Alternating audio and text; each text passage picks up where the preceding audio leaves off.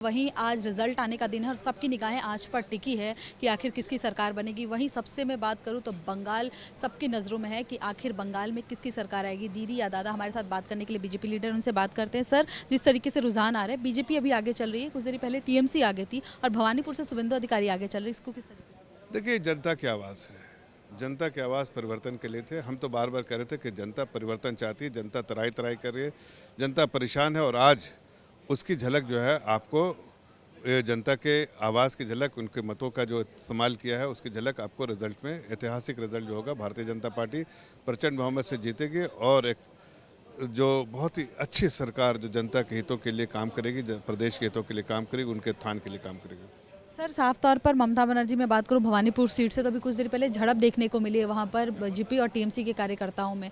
Election के समय भी झड़प सर, इसलिए पाल्टा सीट में फिर से उपचुनाव कराया जा रहा है और आज चुनाव, जब मैं बात करूं काउंटिंग हो रही है, तो आज के दिन भी झड़प किस तरीके से देखते हो बंगाल के? अभी देखिए, वो उनके जो टीएमसी के गूंज हैं, कार्यकर्ता हैं, उनको इस बात का एहसास हो गया कि वो हारने वाले हैं।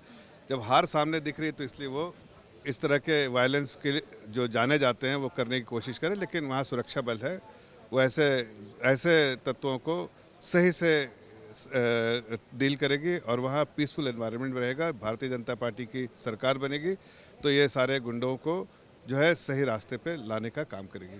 सर, मैं असम चुनाव की बात करूं तो वहां पर बीजेपी क्या दावा, हमारी कांग्रेस इस बार करे कि बदलाव हो सकता है, लेकिन लगातार बीजेपी वहां से जीते आ रही है, तो असम को असम में कांग्रेस का जो जो उम्मीदें भी थी वो भी आप देखते हैं ध्वस्त होती हुई दिख रही है। वहाँ बहुत ऐतिहासिक फैसले के साथ भारतीय जनता पार्टी जीतेगी। सर, बीजेपी की पार्टी को किसे देखते हो कि लोग जनता जितना उनको सुपरस्टार के तौर पे देखते हैं, अब वो राजनीतिक उसमें आ गए हैं, तो जनता उसमें ही प्यार दिखा रही है, तो क्या लगता है सर साहब? ये सब तो अब जनता ने जो क्या वोट दिया वो तो अब दिख रहा है और उस रुझान में उन्हें सीटें मिल रही हैं। मुझे लगता है कि तमिलनाडु का जो भी रिजल्ट आएगा बड़ा चौंकाने वाला होगा और डीएमके की सरकार वहाँ जाने के कागार पे है।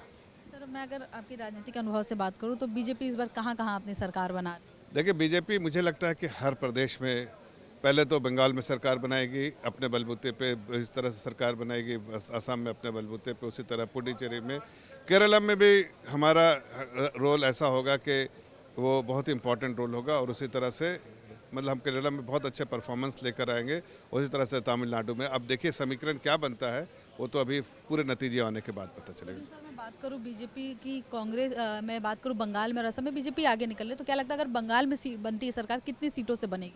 कम से कम 180 सीटें तो आनी चाहिए, उससे ज़्यादा ही होंगी। आखिरी सवाल, ममता बनर्जी ने कहा है कि अगर 2-3 हज़ार सीटों में फासला होगा तो फिर से वो उपचुनाव कराएंगे, उसको रिकाउंटिंग करवाएंगे। अब देखिए, वो ममता बनर्जी को समझ में आ गया कि वो ख़त्म हो गई है इस बार। हमने कहा था ना 4 मई ममता गई, तो ममता जी गई आज, इसलिए इस तरह के जो जाते हुए लोग इस तरह की बातें करता है तो करने दीजिए, उससे कोई फ़र्क नहीं पड़ता। धन्यवाद राष्ट्रीय टीवी से बात करने के लिए। दिल्ली से राष्ट्रीय टीवी के लिए रिया पांडे, कैमरामैन कन्हैया।